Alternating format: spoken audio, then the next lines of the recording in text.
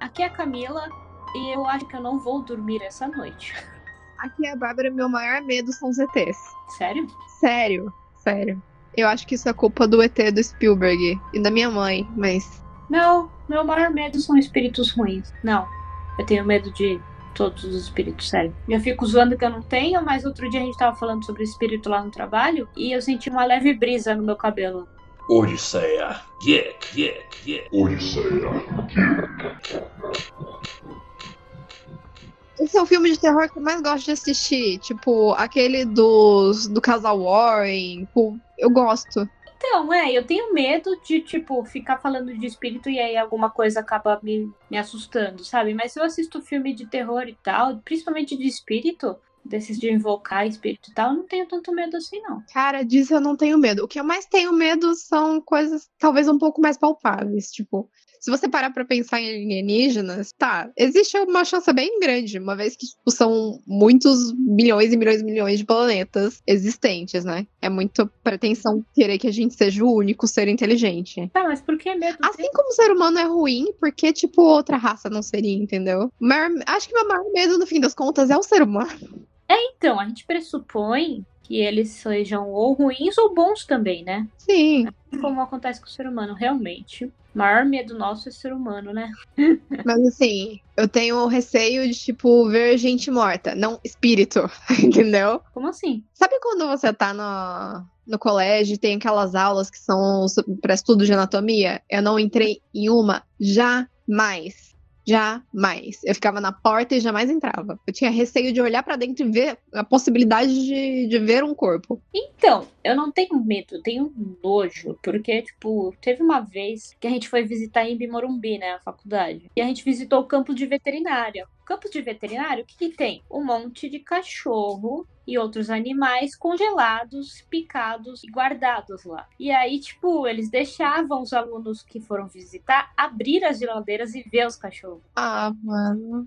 Não, isso é muito triste. Eu não teria coragem, é nojento e triste também, né?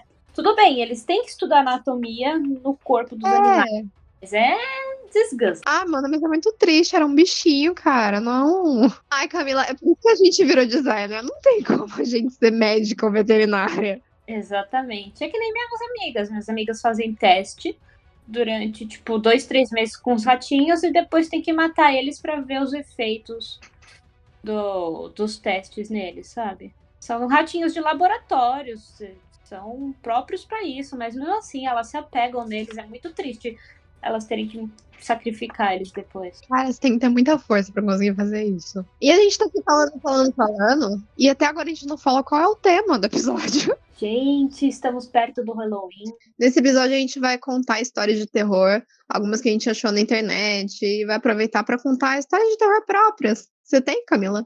Tá bom, deixa eu contar a história inteira. Um técnico de computador, a gente sente muita falta dele. Ele morreu num acidente o ano passado. E como é recente, a gente fala muito dele sempre, né? E eu e a melhor não falar o nome dela, né? A gente censura. Eu e uma colega do trabalho, a gente começou a falar sobre ele e tal, conversar sobre ele, e ela começou a me zoar, tipo, você tem medo de espírito, isso, aquilo, aquele outro? Ela morre de medo, né? Ela tem medo. Aí eu falei, não tenho e tal. Aí depois de uma longa conversa, acho que a gente ficou uma meia hora falando sobre isso, brincando, né? Ela desceu pra ir pegar café. Eu não senti na minha cadeira uma brisa passando no meu cabelo. Sério, nesse momento eu levantei e saí correndo, fui lá embaixo buscar café também e deixei minha sala sozinha. Eu passei por duas coisas estranhas já na minha vida, que assim, não tem explicação. Uma foi o desaparecimento de uma case de CD. Em tempos longínquos, antes de Spotify e Deezer, a gente tinha muito CD de música. Uhum. E aí eu guardava os meus CD-ROMs com jogos e tal numa casezinha. E aí, um dia eu estava procurando essa case e desapareceu com tudo. Tudo que eu tinha, tudo. Música, jogo. Oxi. E eu fiquei tipo assim, 3, 4 meses, Camila, procurando aquela porra daquela case. Ela sumiu.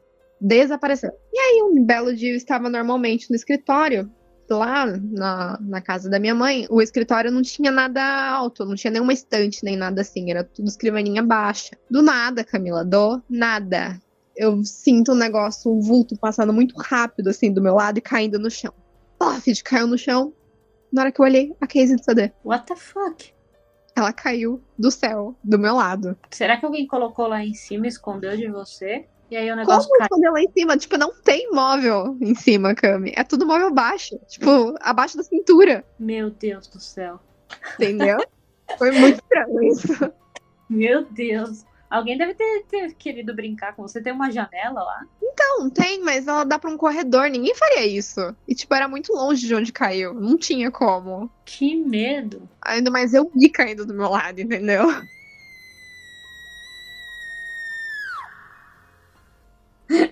Você falou de uma história doida aí. Tem uma que aconteceu na casa do Léo. Teve uma época que tinha só a Mel ainda de gato. Acho que tinha o Snow também. A gente não sabe até hoje o que aconteceu. Mas todo mundo, pelo menos uma ou duas vezes, sentiu durante a noite, em cima das cobertas, como se fossem patinhas andando por cima. Sério, a sensação era que realmente patinhas estavam andando em cima de você. Foi com os irmãos do Léo, foi com o Léo. Comigo eu tive 2 vezes essa sensação também.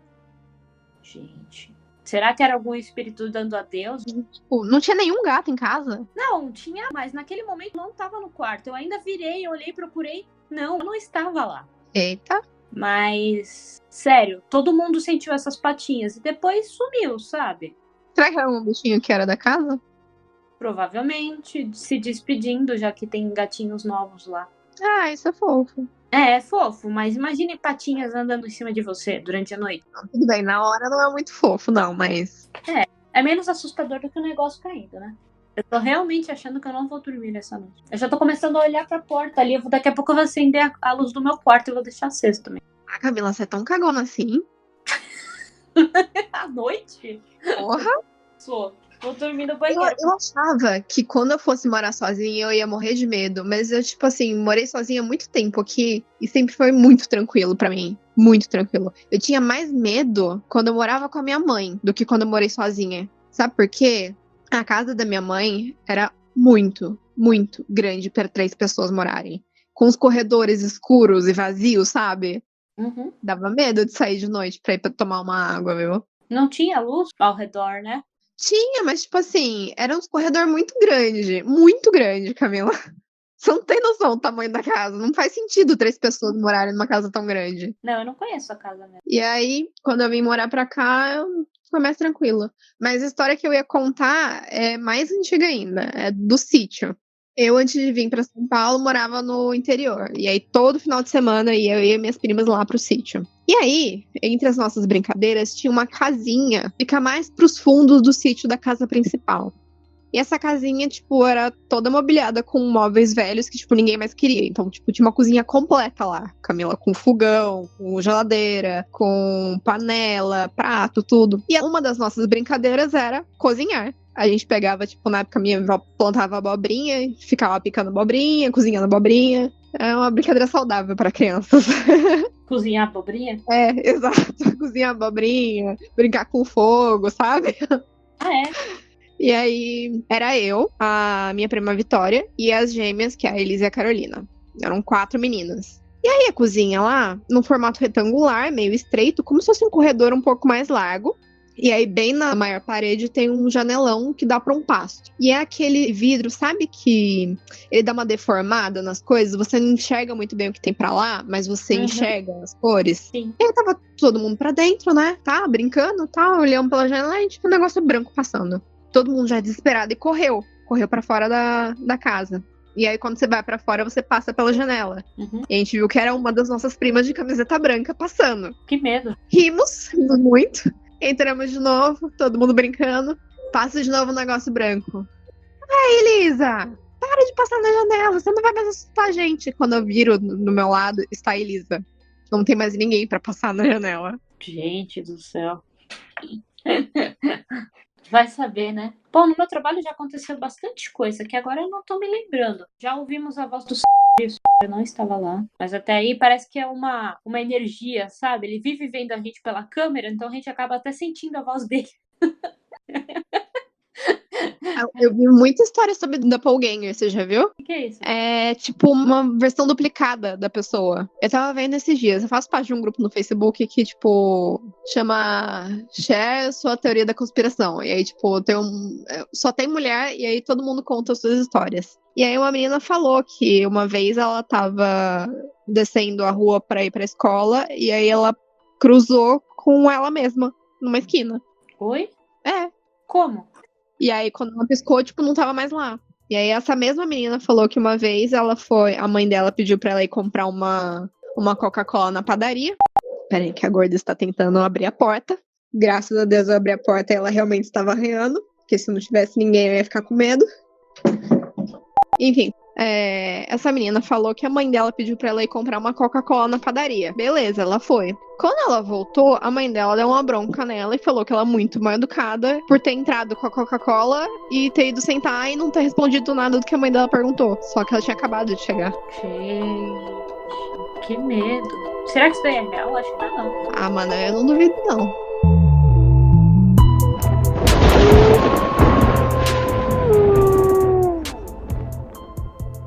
Bom, agora a gente vai começar a falar um pouquinho mais sobre as histórias de outras pessoas. Espero que vocês estejam preparados, porque tem umas aqui bem pesadas. A primeira história que eu vou contar, ela foi enviada via Facebook e é da Vitória Cover. Ela é bem curtinha. Minha cachorra tem uma mania muito feia de arranhar a porta do quarto meia-noite. Um dia, ela não parava de arranhar a porta de jeito nenhum. Depois de chamar ela umas 5 vezes, joguei um travesseiro na porta, pra fazer ela parar. E aí foi quando ela latiu, do meu lado. Ela tava do meu lado o tempo todo.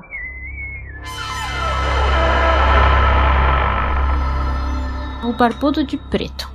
Eu tinha uns 5 ou 6 anos, estava dormindo e acordei com um barulho no meu quarto. Quando abri os olhos, tinha um homem parado na minha frente com uma barba castanha grande, cabelo escuro e roupa preta. Fiquei olhando para ele com medo e me afastei na cama para o lado da parede. Senti a cama de solteiro afundar do meu lado e comecei a chorar. Olhei de novo e ele tinha sumido, mas ainda parecia ter alguém deitado do meu lado. Eu pedi para ir embora porque estava com medo e a cama voltou ao normal.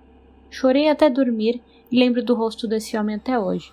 Nunca conheci ninguém assim e meus pais também não. Essa foi uma história via Facebook. História do Almiro Dias. Trabalho em um edifício antigo, construído em 1929 no centro de São Paulo. A sala ficou fechada por pelo menos 20 anos, antes de nos mudarmos, porque o último dono matou a esposa e também se matou. Agora aqui um parênteses, gente, eu jamais iria me mudar para um lugar desses. Jamais. Essa pessoa, obviamente, não vê filme de terror porque é assim que começa. Nos mudamos para lá há 2 meses. E todo dia, quase que exatamente 00:08, a campainha toca e nunca tem ninguém. Não deveria ter ninguém do lado de dentro também, porque se é um edifício comercial, você não devia estar trabalhando até 00:00. Aparentemente, isso é uma agência de publicidade. Já olhamos nas câmeras e realmente não tem ninguém. Outro dia, eu fiquei sozinho no escritório, no final da tarde. Apaguei todas as luzes, fechei as janelas e ativei o alarme. Quando me viro para fechar a porta, a luz da cozinha estava acesa, uma que eu tinha acabado de apagar. Outra vez, cheguei de manhã e a luz da sala também apagou sozinha. Escutei até o barulho do interruptor. A gota d'água foi quando eu vi o meu rosto e o de mais alguém atrás de mim, refletido na tela do computador. Não tinha ninguém quando eu me virei. Resolvi falar sobre essas coisas com a esposa do zelador, que mora no prédio há vários anos. E ela me disse que agora lá está até tranquilo, mas que acontecia muita coisa estranha. E que agora ela até consegue pegar o elevador sozinha. Ri de nervoso. Vultos descendo do teto. Quando era pequena, toda noite quando as luzes eram apagadas e eu ia dormir, 2 vultos desciam do teto na entrada do quarto. Andava calmamente até minha cama e cada um ficava de um lado da minha cabeceira me olhando. Eu cobria a cabeça com cobertor. Até que um dia tive coragem de contar para minha mãe. Ela colocou um abajur e me disse para rezar e pedir para que eles irem embora. Até hoje, durmo com o abajur aceso. Nossa, tipo, se até a mãe dela pediu pra ir rezar e dormir de abajur aceso, o negócio tava feio.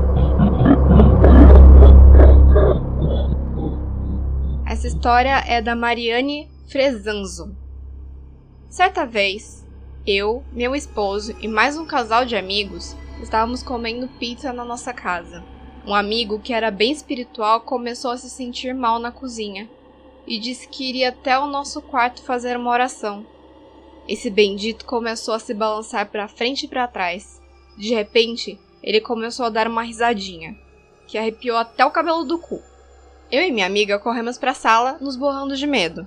Meu marido foi até ele e depois voltou dizendo que ele queria falar comigo. Parêntese, eu jamais iria voltar para falar com o cara. Não, eu não entrava naquele quarto. Fui pro quarto. Não passava um fio de cabelo na rodela.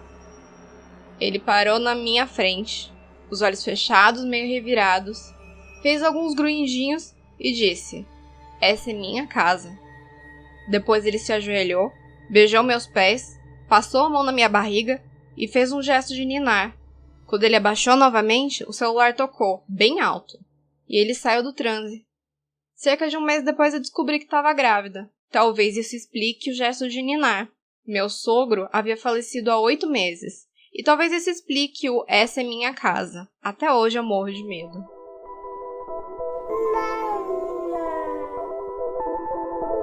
A Hora do Pesadelo. Essa é por Ana Carolina, via Facebook também.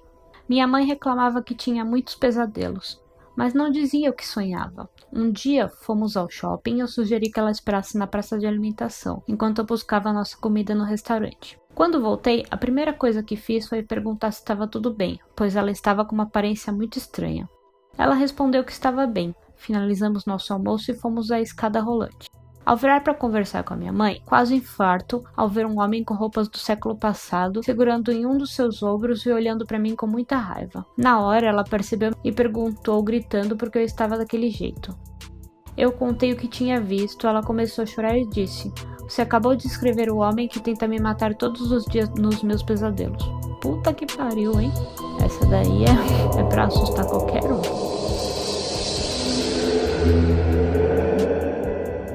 Meu filho, de 3 anos, e eu estávamos andando em um shopping lotado. Ele gosta de dizer oi para todo mundo. Ele começou a dar oi, oi, oi, conforme as pessoas passavam. Mas do nada ele apontou para um homem e disse: "Você vai morrer." E então continuou com as suas saudações. Super assustador.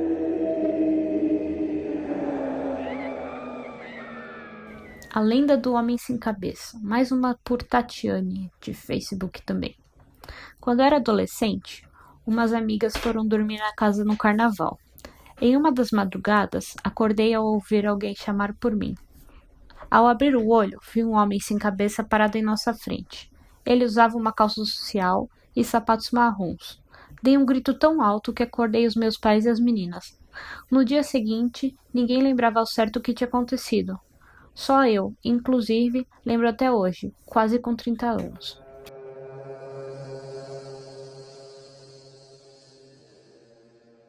Minha irmã sonhou que algum garoto tinha morrido em nosso bairro.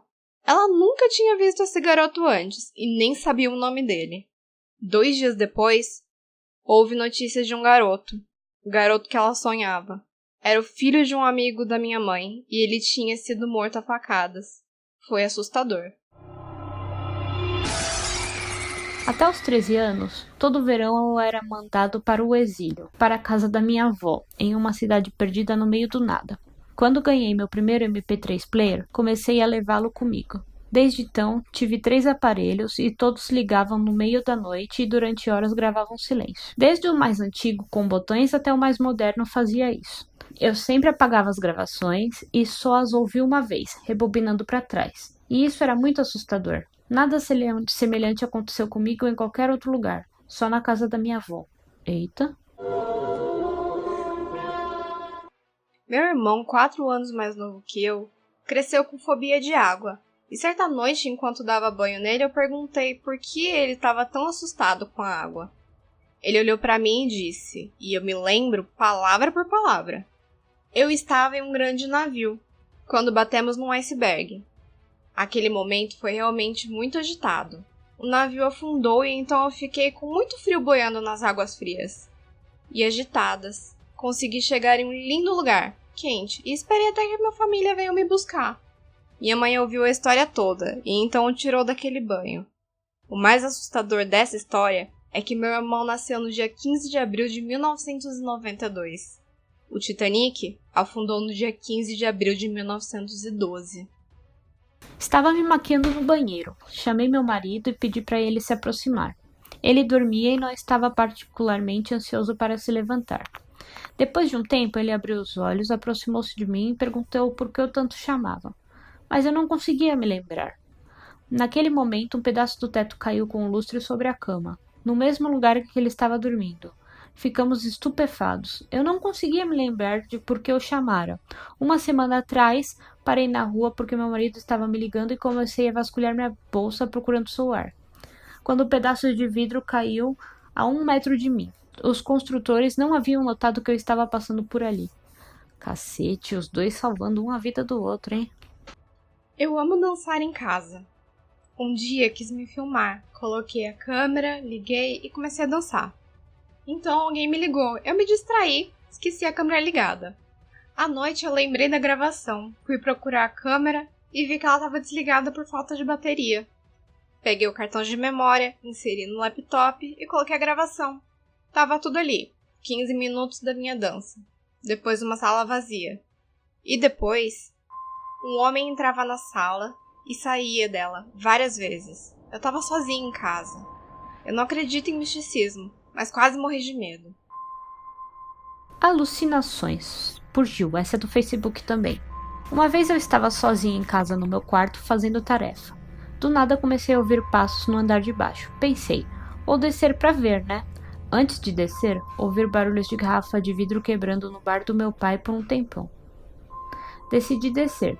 Cheguei no pé da escada e só vi as garrafas e copos quebrados no chão e gente gritando na casa. Sério, só tinha eu dentro dela. Me tranquei no quarto e fiquei por lá até meus pais chegarem. Adivinha, não tinha nem garrafa, nem copo quebrado, nem gente na casa. Eita. Eu tenho medo de pegar dinheiro caído na rua, porque quando eu era pequena, perto de uma igreja, uma mulher me deu R$20. Era muito dinheiro para os anos 2000. Na noite do mesmo dia, a minha mãe acordou por causa dos meus gritos e correu na minha direção. Eu estava cheia de abscessos, furúnculos, erupções cutâneas e com 40 graus de febre. A ambulância chegou, os médicos encolheram os ombros. Não sabiam o que estava acontecendo comigo. Mamãe não tinha visto nenhuma úlcera em meu corpo durante o banho um pouco antes, e eu não contei nada para ela sobre o dinheiro.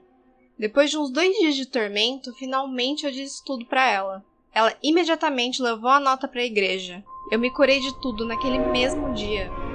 Essa daqui é por Bárbara, uma Bárbara do Facebook. Olha só, parecida com você, Bá. Uma vez fui brincar com um tabuleiro de Ouija com a minha amiga no quarto e tentei acender velas e, por incrível que pareça, elas não acendiam. Não importava quanto tempo eu encostava o palito de fósforo nela. Depois de um tempo, consegui acender. Desliguei as luzes e fechei a janela. Do nada, a mãe da minha amiga liga perguntando se está tudo bem com ela, porque bateu uma preocupação. Depois da minha amiga conversar com a mãe dela, começamos a brincar com o tabuleiro. Mas infelizmente não aconteceu nada, apenas o fogo das velas se mexeu de forma estranha.